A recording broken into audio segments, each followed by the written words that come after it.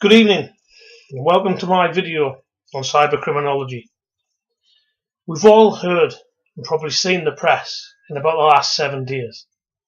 They're all warning us about the increased risk of cybercriminology and about infiltration on our machines. Tonight I'm releasing this video to help you protect your intellectual property and your business. In this short video I will give you some very basic tips on how to protect your business from having or experiencing a cyber attack. In business, we are serious. As a business owner, we take our businesses very seriously.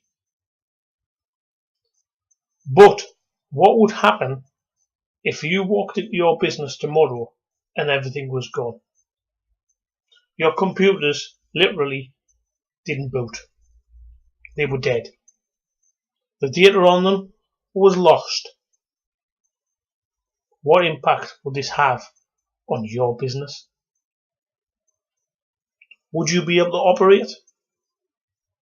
Would you be able to continue and generate income and turnover if your machines just literally didn't work?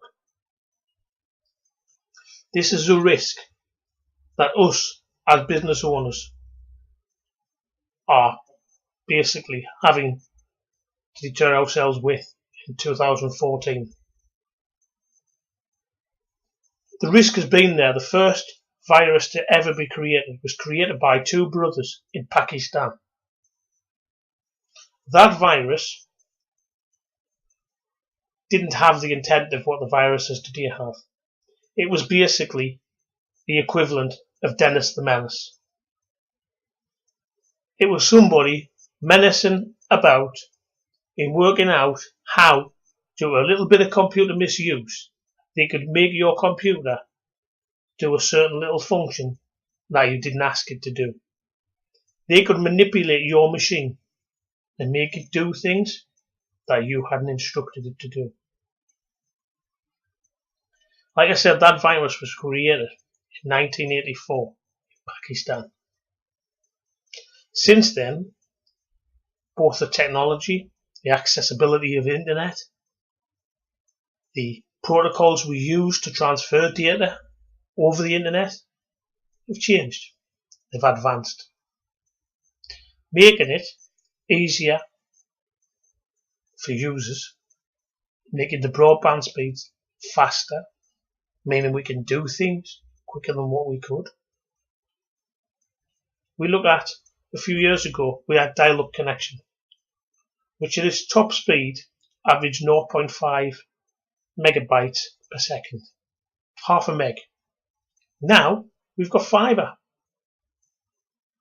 Businesses, homes can get fibre, experiencing sometimes up to 80 megabytes per second download.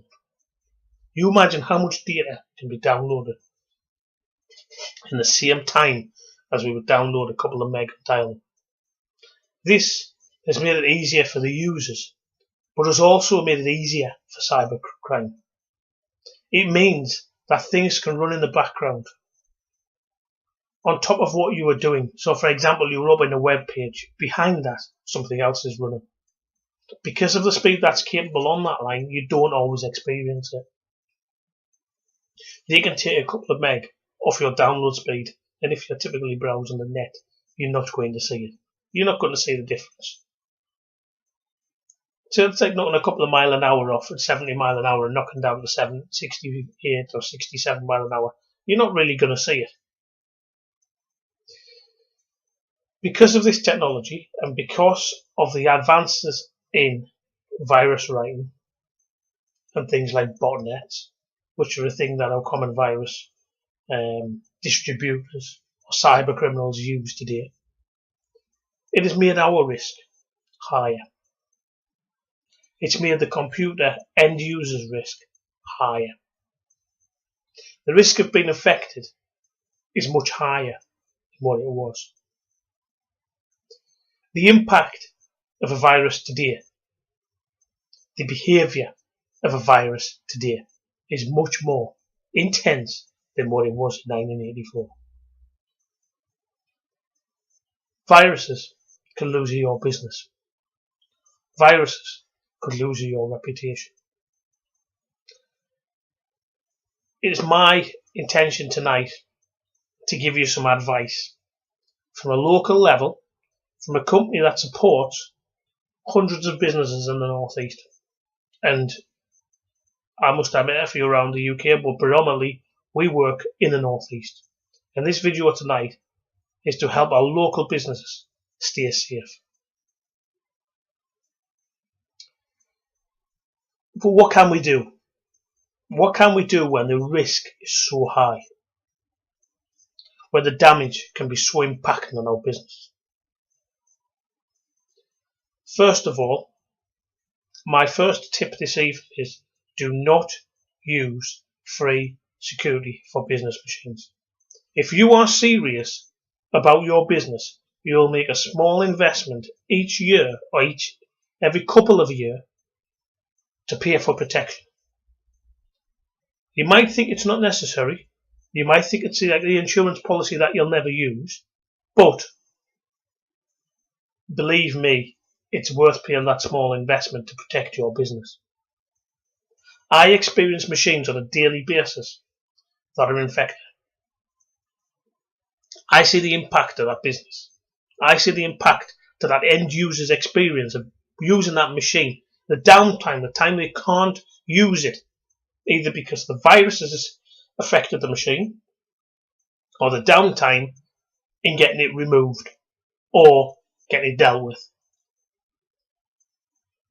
So my first key of advice is look on the internet or send me an email, send me a Twitter direct message and ask me what is rated the #1 security product. For reasons I'm not going to mention it in this video or its name, but it's a product we use. It's rated #1 in the world. The independent test gives it #1. I will tell you, it is the product we use to scan the machines when they come into our workshop. It's the product we advise, and it is the product that we find in 9 years of running this business #1. It's rated #1 and we find it #1. So do not use free protection. #2, scan your machines regularly. Even though the protection is there, scan them regularly. #3, if you employ people or you work from home possibly and family use the same PC as what you use for business and your business data is held on it, do not let them use it for personal use. The risk of people using machines for personal use increases the risk on the business machine and the impact by a staggering amount. Businesses that let their staff use their machines for personal use increase the risk to their business tenfold. And it's not because the staff deliberately do things. Not always. It can be just for the simple fact they're personally browsing, they're using personal sites, they're using personal emails. It's like the car that does more miles is possibly at a higher risk of breakdown. That is the impact of what happens to a machine.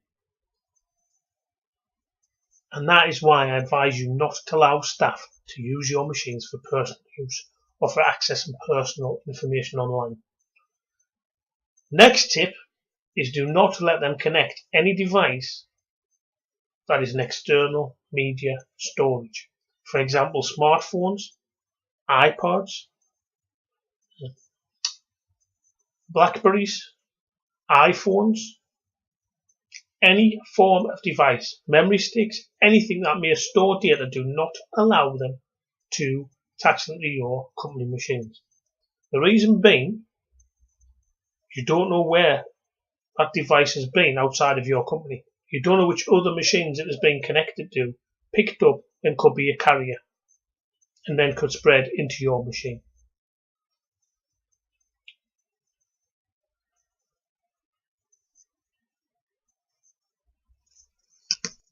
This next part of the video, I look at the cost on your business. What would a virus cost your business? I already highlighted in the first part of this video the impact on your business.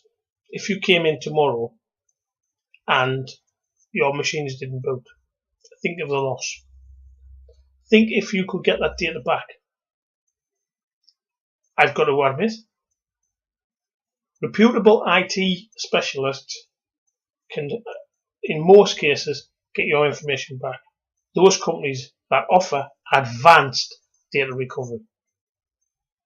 But think the cost, the downtime, the loss of revenue, and your reputation. That is what will be affected.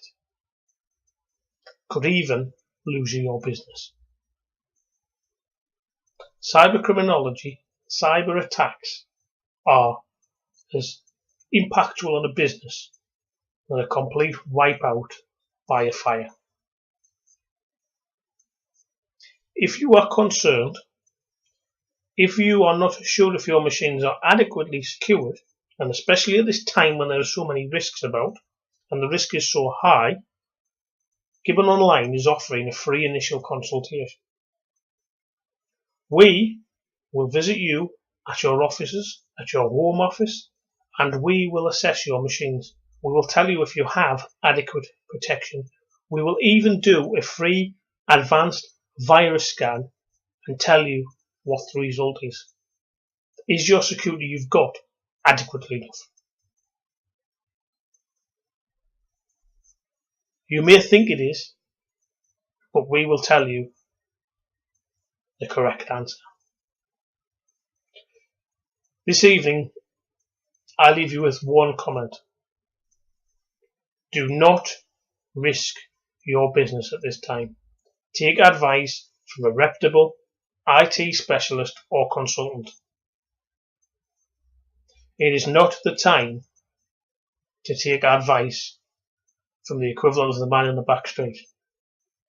It is time to take your business serious and protect your business seriously and ask reputable people for advice.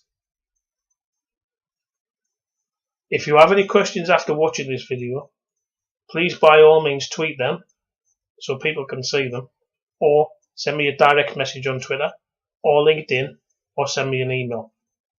Our website is www.gibbononline.co.uk. You will find further information on there and also our contact information. Thank you for listening to this video this evening. I hope you find it useful in protecting your business and your data and your livelihood and your staff against cybercriminology.